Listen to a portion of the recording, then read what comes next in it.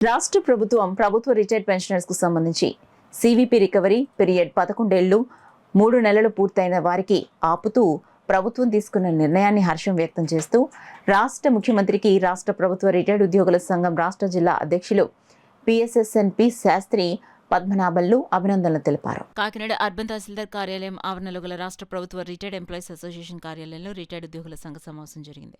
జిల్లా కార్యదర్శి టి నూకరాజ్ అధ్యక్షతన జరిగిన ఈ సమావేశంలో సంఘం రాష్ట్ర అధ్యక్షులు పిఎస్ఎస్ఎన్పి శాస్త్రి పాల్గొని ఇటీవల డైరెక్టర్ ఆఫ్ ట్రెజరీస్ అకౌంట్స్ అధికారి జారీ చేసిన మెమోపై చర్చించారు. ఈ సందర్భంగా ఆయన మీడియాతో మాట్లాడుతూ సివిపి తగ్గింపుపై ప్రభుత్వం జీవో ఉత్తర్వులు జారీ చేయాలని డిమాండ్ చేస్తున్నామన్నారు.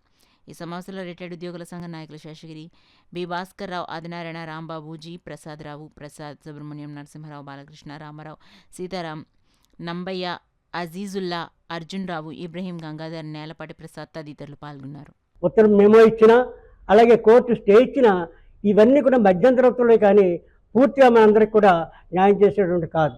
కానీ ఇప్పుడు మేము కోరేది ఏంటంటే ప్రభుత్వాన్ని, ముఖ్యంగా ఈ మెమో ఇవ్వడంలో ప్రభుత్వం యొక్క పాత్ర కూడా ఉంది కాబట్టి ముఖ్యంగా మన రాష్ట్ర ముఖ్యమంత్రి గారిని చంద్రబాబు నాయుడు గారిని కూడా అభినందిస్తూ మేము కోరేది వారిని ఈ శాశ్వత పరిష్కారం మాకు కావాలని చెప్పేసి కోరుతూ దాన్ని కోర్టు రేపు పొద్దున మాకు అనుకూలంగా ఇచ్చిన దాని మీద మీరు పైకి అప్పీల్ చేయకుండా వెళ్లకుండా ఉండాలని కోరుకుంటూ మాకు ఒక జీవో ద్వారా శాశ్వత పరిష్కారం లభించే ఒక జీవోని మాకు ఉత్తర్వుల ద్వారా ఇవ్వాలని చెప్పేసి ప్రభుత్వానికి మా రిటైర్డ్ ఎంప్లాయీస్ అసోసియేషన్ తరఫున వారికి విన్నపం చేసుకుంటున్నాం.